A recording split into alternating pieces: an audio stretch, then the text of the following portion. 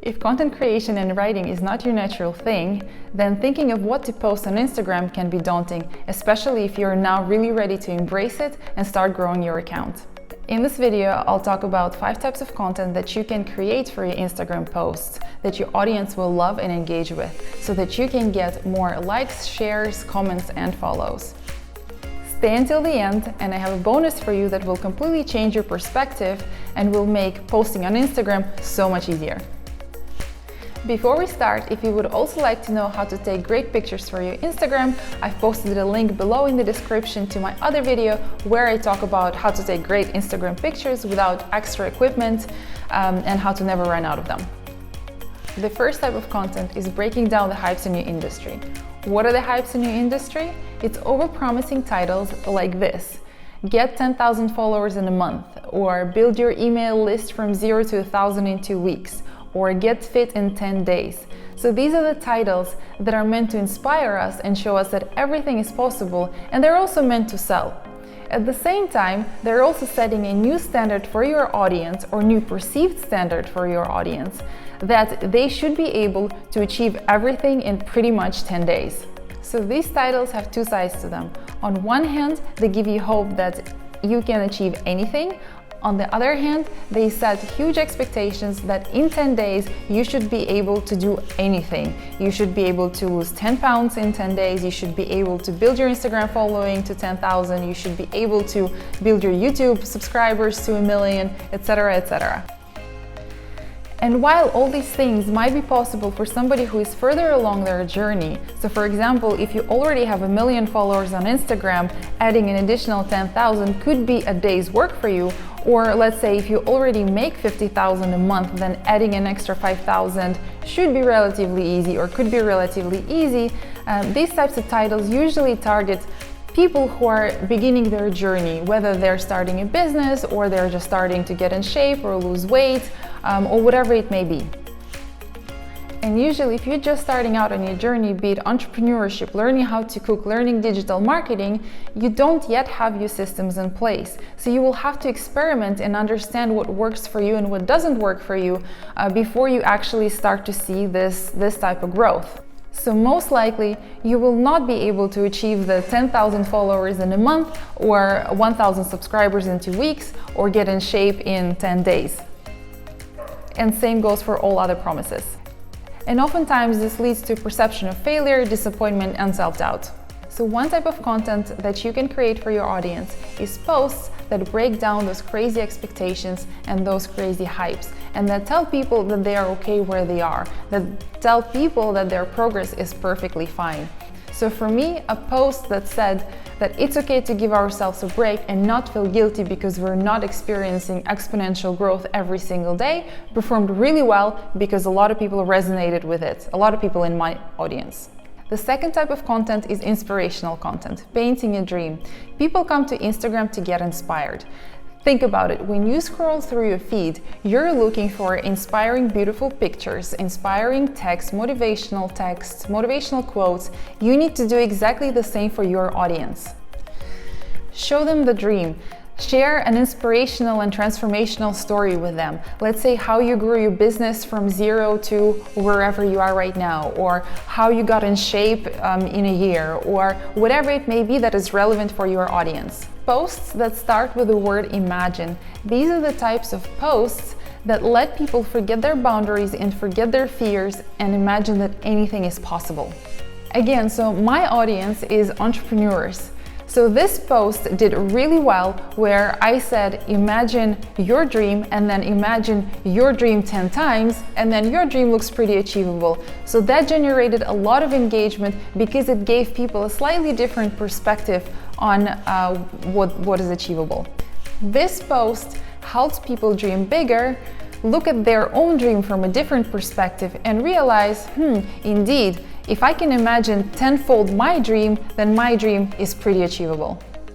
The third type of content is confirmation, telling your audience that everything will be okay. Everyone struggles with self-doubt at one time or another, and all we're looking for oftentimes is confirmation that we're on the right track. So that's what you need to give your audience as well.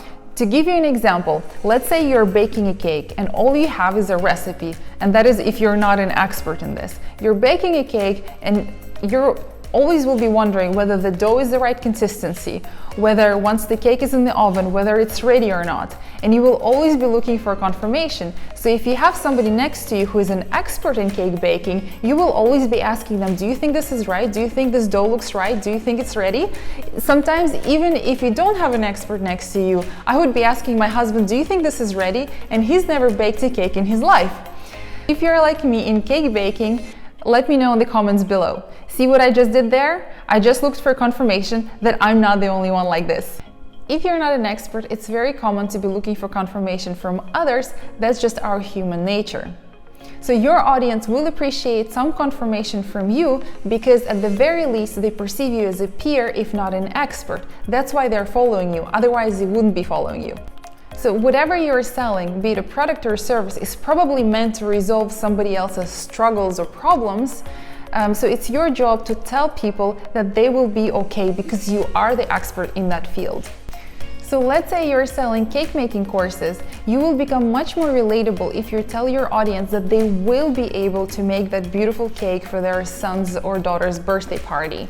Or let's say you're a fitness instructor and oftentimes as a non-professional, as a normal person, you don't always know what types of exercises you need to do or when do you need to stop or whether you've exercised enough.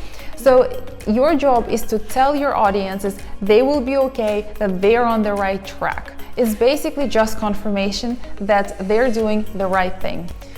One of the posts that performed really well for me was just telling people that they are an amazing CEO of their own business, that their business will grow to what they want it to be, and everything will be fine. The fourth type of content is show that you're human. Create Instagram posts that show that you're a human being, that you're not a robot, that you did not start off your business with $50,000 months, that you did not have thousands of clients right away, that it's not always that you've had 1 million followers. Show that human element in an interesting and relevant for your audience way. So for example, my audience are entrepreneurs who are still trying to figure it out. So one of the posts that performed really well for me is the post that said, my brain has too many tabs open. It was a very goofy way of showing that I was overwhelmed as an entrepreneur. And a lot of people could resonate with it because I'm not the only busy person out there. Instagram has a lot of faceless brands, and it's very important to show that there is a human behind the brand.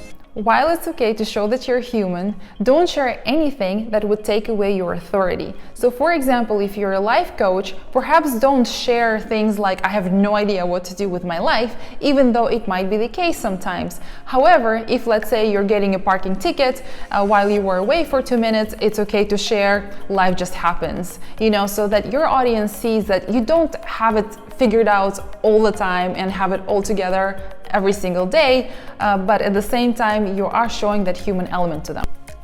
Another way to show your human element is to tie in the behind the scenes. That is relevant again for your audience. So again, my audience is entrepreneurs who are busy, who sometimes have families or have other obligations as well. So the post that did really well for me is showing my schedule. So my behind the scenes, which is complete chaos. It's not a traditional 9 to 5, or it's not a traditional wake up at 5, do your exercise, work straight for 10 hours, and then, do yoga and meditate and then go to bed. It's all over the place. I have a family, and so a lot of people could resonate with it, and they also saw that she's normal, she's human, and so if she can achieve what she is achieving, so can I. The last type of content is educational content. It is very important to share that because this is how you build your authority and you share your expertise so that people know what they're here for, so that they know what you will be selling to them eventually. There are two types of educational content. One type is the mistakes that you've made and what you've learned from them. That builds your expertise because people see that you've gone through something, that you made a mistake, that you learned from that, and now you're an expert in something.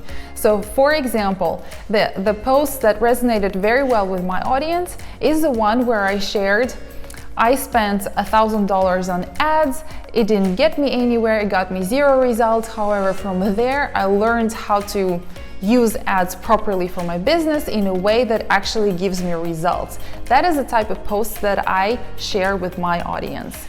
The second type of educational content is the how-to content. How to define your niche, how to apply an evening makeup, copywriting tips, how to use ads for your Instagram account. Educational posts are like an anchor to your other posts. And don't worry about giving away too much free educational content, because your audience will think, well, if that person is giving away that for free, imagine what is in their paid program. And the last thing I want to share with you, which is the bonus I was talking about in the beginning of the video, that will help you shift your perspective and will make it much easier for you to create posts for Instagram moving forward. All content that you will create has been created before. All experiences have been gone through before by other people. I mean, people have had transformational journeys and building businesses from ground up with families and 3 children, and people have lost weight and they have gotten in shape and they have learned how to bake cakes. However, how you can make a difference is by adding your own authentic voice to every single piece of content that you create. Every single post that you create needs to reflect your brand consistently. So don't be afraid to talk about things that have been talked about before. Just make sure that you add your unique you on top of it. Guess what? Everything I've talked about in this video has been talked about before. I have not created anything new. I have not invented anything new. But what I have done is I've added my own unique take and perspective on this topic and shared it with you. So if you like this video, please comment, like, and subscribe to my channel, because there is a lot more to come.